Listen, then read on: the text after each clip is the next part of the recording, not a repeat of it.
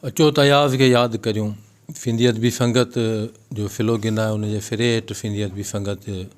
सॼी सिंध जे शाखुनि खे सॾु ॾिनो त ही डिसंबर जा जेके ॾियार आहिनि, जेके सिंधी ॿोली इल्मु अदब तोड़े फ़न या आर्ट जी दुनिया सां, तोड़े सियासत जी दुनिया सां असांजे लाइ हिकिड़ो विछोड़नि जो महीनो रहियो। ऐं उन विछोड़नि में असां वटि खोड़ सारा हादसा थिया, जीअं दोस्त ॿुधाए बि विया। ऐं शेख अयाज़ सिंधी ॿोली जो हिकिड़ो ख़ूबसूरत ऐं उफ़नाक शाइर हो, जंहिं पंहिंजी शाइरी में समूरी सिंध खे समोयो। अयाज़ लतीफ़ जा पेचरा वठी जॾहिं सिंध जे झरझंग में हिकिड़ी क़ौमी बेदारी वारो जेको पैगाम पहुचायो, उन नौजवाननि जे दिलनि में हिकिड़ो ख़ूबसूरत उत्साह पैदा कयो, जंहिं पंहिंजे धरती सां मोहबत जो, पंहिंजी ॿोली सां, पंहिंजे इल्मु ऐं अदब सां, पंहिंजी मिटी जी महक सां जेका उन इश्क जो जेको जज़्बो पैदा कयो, उहो ई जज़्बो आहे, उहा ई महिनत आहे, उहो ई फल आहे, उहो ई अयाज़ जो पोरियो आहे जेको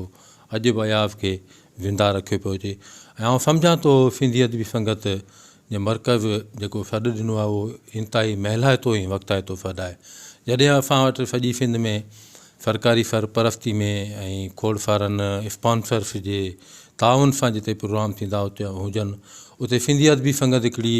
ख़ूबसूरत पहल कई आहे त असां पंहिंजी मदद पाण त बिना कंहिं सरपरस्ती जे, बिना कंहिं सरकारी ताउन जे, सिंधी अदबी संगत जा जेके कारकुन आहिनि, जेके अदबी वर्कर आहिनि, उहे अयाज़ खे पंहिंजो सम्झनि था, उहे अयाज़ खे पंहिंजो करे अयाज़ खे मंज़ूम अंदाज़ सां तोड़े अयाज़ जे ख़िदमतुनि जे हवाले सां उनखे न रुॻो भेटाऊं पेश कंदा, पर अयाज़ जो जेको बि इल्मी अदबी पोरियो आहे, उन खे बि ओन कंदा।